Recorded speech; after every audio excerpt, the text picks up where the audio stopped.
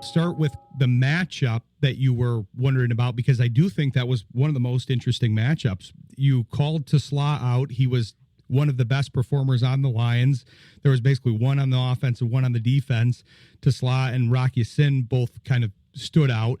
But that matchup against the cornerbacks was tough because a lot of those Chargers cornerbacks, I feel like, did themselves a lot of good in that game here. Yeah, I mean, if we want to start with that segment, we talk about a guy who had some reps against some undrafted free agent, Nico Reed out of Oregon, and he was responsible for the interception in the end zone. Tony Jefferson picked up the interception, but he knocked him off of his route. He was heading to the end zone, knocked him off his route, and then Tony Jefferson was there to pick him off, but.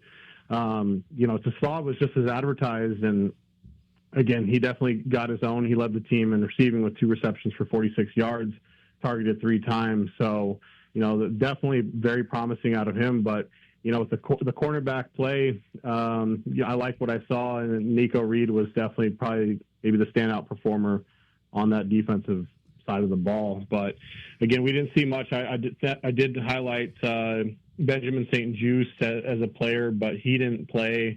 Tripuis Bridges, he played as well too. So I think overall, we got to see a lot, and I'm sure Lions fans, they weren't very encouraged by the quarterback play. Allen was picked off twice, and then Hooker was picked off once as well. So there wasn't a lot to take away from that too, but definitely some fun matches between the wide receiver and cornerback for the Chargers.